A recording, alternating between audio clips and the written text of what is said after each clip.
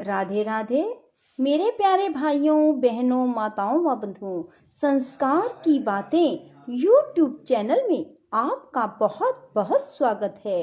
बंधुओं, इस वीडियो में मैं आपको सुनाने जा रही हूँ शनिवार की कथा। बंधुओं, जो मनुष्य भी शनिवार की इस कथा को सुनेंगे उनको कभी भी जीवन में शनि देव की साढ़े साती ढैया नहीं सताएगी। बंधुओं, यदि आपने हमारे चैनल को अब तक सब्सक्राइब नहीं किया तो जरूर करें और बेल आइकन दबाना ना भूलें, ताकि आपको हमारी आने वाली सभी वीडियोस की जानकारी सबसे पहले हो सके। बंधुओं, कमेंट बॉक्स में कथा को पूरी सुनने के बाद जय शनिदेव महाराज जरूर लिखें। बोलो शनिदेव महाराज की जय हो। नारद जी ने पूछा, सूर्यश्रेष्ठ, शनिश्चर की दी हुई पीड़ा कैसे दूर होती है, यह मुझे बताइए। महादेव जी बोले, देव ऋषि सुनो, ये शनिश्चर देवताओं में प्रसिद्ध काल रूपी महान ग्रह है। इनके मस्तक पर जटा है, शरीर में बहुत से रोए हैं और ये दानवों को भय पहुंचाने वाले हैं। पूर्व काल की बात है, रघुवंश में दशरथ नाम के एक बहुत प्रसिद्ध राजा हुए। वे चक्रवर्ती सम्राट महान वीर सातों द्वीपों के स्वामी थे। उन दिनों ज्योतिषियों ने यह जानकर कि शनिश्चर कृतिका के अंत में जा पहुंचे हैं, राजा को सूचित किया, महाराज इस समय शनि रोहिणी का भेदन करके आगे बढ़ेंगे। यह अत्यंत उग्र शाकट भेद नामक योग है, जो देवताओं और असुरों के लिए भी भयंकर है। इससे 12 वर्षों तक संसार में अत्यंत भयानक दुर्भिक्ष फैलेगा।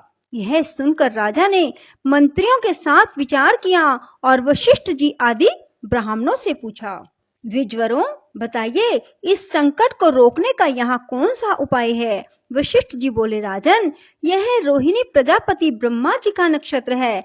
इसका भेद हो जाने पर प्रजा कैसे रह सकती है। ब्रह्मा और इंद्र आदि के लिए भी यह योग असाध्य है।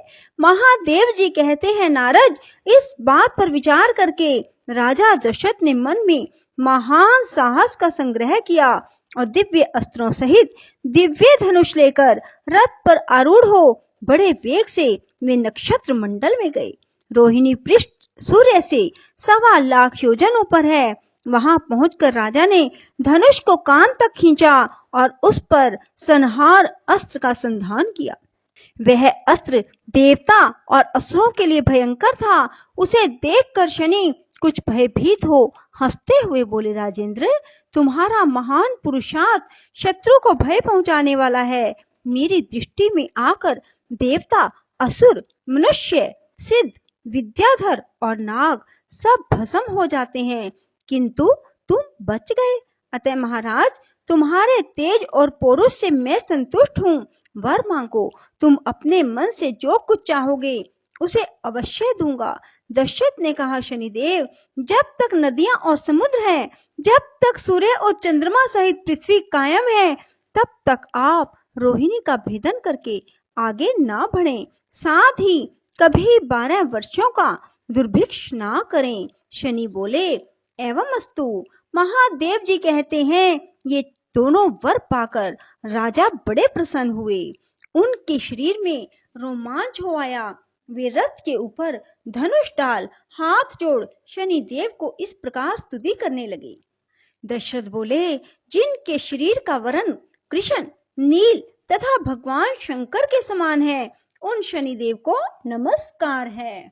जो जगत के लिए काल अग्नि एवं कृतांत रूप है, उन शनिदेव को बारंबार नमस्कार है। जिनका शरीर कंकाल है, जिनकी दाढ़ी मूछ और जटा बड़ी हुई है, उन शनिदेव को प्रणाम है। जिनके बड़े बड़े नेत्र, पीठ में सटा हुआ पेट, भयानक आकार है, उन शनिदेव को नमस्कार है। जिनके शरीर का ढांचा फैला हुआ है, जिनके रोए बहुत मोटे हैं, जो लंबे चौड़े किंतु सूखे शरीर वाले हैं, जिनकी दाढ़ें काल रूप हैं, उन शनिदेव को बारंबार प्रणाम है। हे शनि, आपके नेत्र खोखले के समान गहरे हैं, आपकी ओर देखना कठिन है। आप घोर रौद्र, भीषण और विकराल हैं। आपको नमस्कार है। बलिमुख, आप सब कुछ भक्षण करने वाले हैं। आपको नमस्कार है। सूर्य नंदन, भास्कर पुत्र, अभय देने वाले देवता, आपको प्रणाम है। नीचे की ओर दृष्टि रखने वाले शनिदेव, आपको नमस्कार है। संवर्तक, आपको प्रणाम है। मंद गति से चलने वाले शनिदेव, आपका प्रतीक तलवार के समान है। आपको पुनः पुनः प्रणाम है। आपने तपस्या से अपने देह को दग्ध कर दिया है। आप सदा योगाभ्यास में तत्पर, भूख से आतुर और अतृप्त रहते हैं। आपको सदा सर्वदा नमस्कार है। ज्ञान नेत्र, आपको प्रणाम है। कश्यप नंदन, सूर्य के पुत्र शनिदेव, आपको नमस्कार है। आप संतुष्ट होने पर राज्य दे देते हैं और रुष्ट होने पर उसे तत्क्षण हर लेते हैं। देवता, असुर, मनुष्य, सिद्ध, विद्याधर और नाग, ये सब आपकी दृष्टि पड़ने पर समूल नष्ट हो जाते हैं। देव, मुझ पर प्रसन्न होइए। मैं वर पाने के योग्य हूँ और आपकी शरण आया हूँ। महादेव जी कहते हैं, नारद, राजा के इस प्रकार स्तुति करने पर ग्रहों के राजा महाबलवान सूर्य पुत्र निश्चर बोले, उत्तम व्रत के पालक राजेंद्र, तुम्हारी स्तुति से मैं संतुष्ट हूँ। रघुनंदन, तुम इच्छा अनुसार वर मांगो, मैं तुम्हें अवश्य दूंगा। दशरथ बोले, सूर्य नंदन, आज से आप देवता, असुर, मनुष्य, पशु, पक्षी तथा नाग, किसी भी प्राणी को पीड़ा ना दे।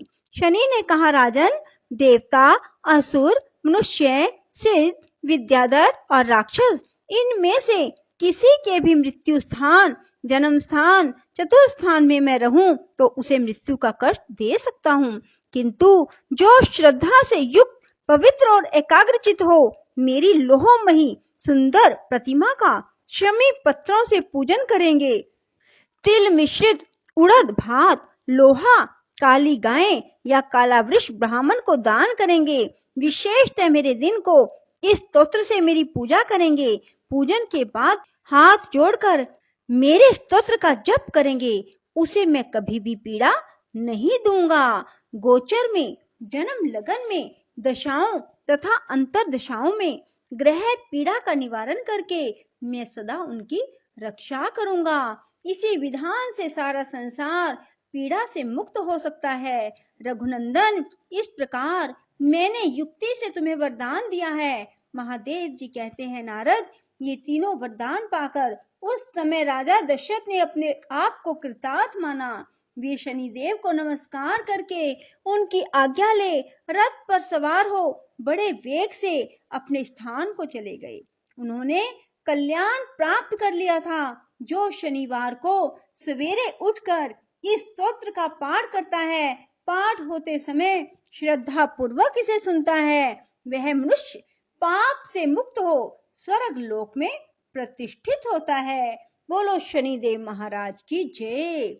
राधे राधे। जय श्री कृष्णा। बंधुओं, यदि आपको हमारी वीडियो पसंद आए तो इसे लाइक करें और शेयर भी जरूर करें। धन्यवाद।